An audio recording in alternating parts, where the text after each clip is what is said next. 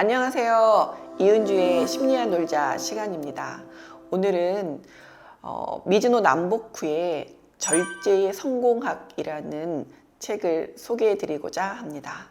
제가 인지행동 치료를 하면서 책 읽기가 굉장히 중요하다는 얘기를 많이 말씀을 드리고 있습니다. 생각을 바꿔야 되는데요. 생각을 바꾸는데 가장 큰 핵심은 좋은 분들의 생각을 교류하는 거라고 생각을 합니다. 실제로 제가 인지행동 치료를 하면서 책 읽기가 습관화된 내담자 분들은 치료 효과가 훨씬 배가 되었습니다. 그런 차원에서도 또 말씀을 드리고 싶고, 또 그 중에서 또 책을 엄선해서 또 추천을 드리고자 한다면 오늘 이 미즈노 남보쿠 선생님의 절제의 성공학인데요. 이 절제의 성공학은 우리가 이제 욕구가 있지 않습니까? 수면욕, 그다음에 성욕, 식욕, 이 세 가지 욕구 중에서 그 중에서도 식욕을 절제, 즉 컨트롤할 수 있으면 삶에 있어서 굉장히 많은 부분이 자유로워지고, 사실 여기서 말하고 미즈노 남보쿠 선생님은 부도 큰 부자가 될 수 있다고 말을 합니다. 그리고 미즈노 남보쿠 선생님은 큰 부자가 어떤 부자냐면 몸과 마음이 건강한 부자가 될 수 있다고 말합니다. 그게 식욕을 통제하는 거거든요. 근데 이때 통제가 그냥 무조건 억압이 아니라 자기 스스로가 절제를 하면서 알아차리는 거죠. 내가 소식을 했더니 내 몸 상태가 굉장히 좋아졌고, 그 다음에 내가 이제 영혼이 굉장히 맑아졌다. 이런 체험을 통해서 본인 스스로가 소식의 기쁨을 알게 되면서 소식을 하는, 그러니까 선순환 메커니즘을 갖게 되는 건데요. 이 책 한번 읽어보세요. 책이 굉장히 얇고 그 다음에 내용이 이렇게 단편적으로 되어 있어서 읽기 쉽습니다. 근데 매우 읽기 쉬운데 매우 중요한 철학을 담고 있어서 제가 굉장히 몇 권의 책들이 있는데 인생 책들 중에서 손꼽는 책이기도 합니다. 이 책에서 제가 그 한 챕터 하나 소개시켜 드리도록 할게요. 그리고 이 미즈노 남보쿠 선생님은 일본에서 굉장히 유명한 관상학자세요.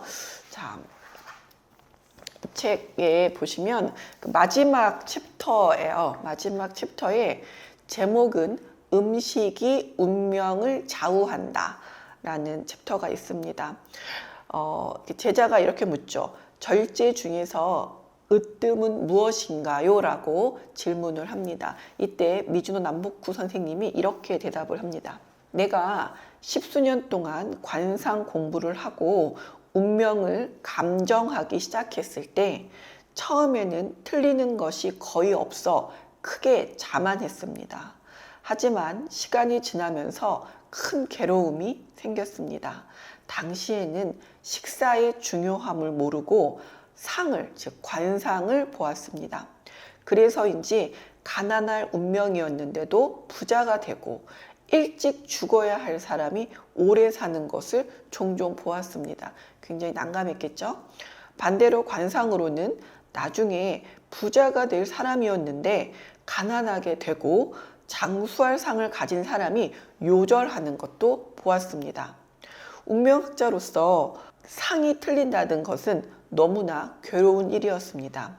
상을 보아 기흉을 판단하는 것만으로는 모두 맞출 수 없다는 사실도 알게 되었습니다. 고단한 수행 끝에 모든 기흉의 근본이 식사에 있음을 알게 되었습니다. 음식의 중요성을 깨달은 이후에 식사의 절제 여부를 알아보고 그에 따라 평생의 기흉을 판단하니 만에 하나도 실수하는 일이 없었대요. 그 사람의 관상과 그 사람의 식습관을 보면 그 사람의 운명을 정확히 예측을 했다는 이야기입니다. 수년간 사람들에게 이를 가르치고 가르침을 따르는 사람들에게 확인 또한 많이 해보았습니다. 1년 뒤에 틀림없이 큰 화를 입어야 될 사람도 식사를 절제하면 반드시 화를 모면했으며 오히려 뜻하지 않은 좋은 일까지 생겼습니다. 또 평생 가난을 면치 못하는 불행한 운명을 갖고 있던 사람도 성공하고 세상에 널리 유명해지기까지 했습니다.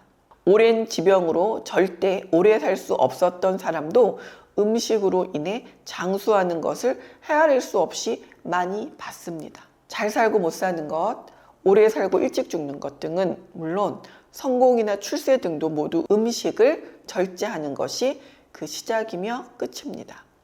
이를 깨달은 이후 사람들에게 이것을 권하기 위해 쌀밥을 먹지 않고 쌀이 들어간 떡조차 먹지 않는 생활을 해왔습니다.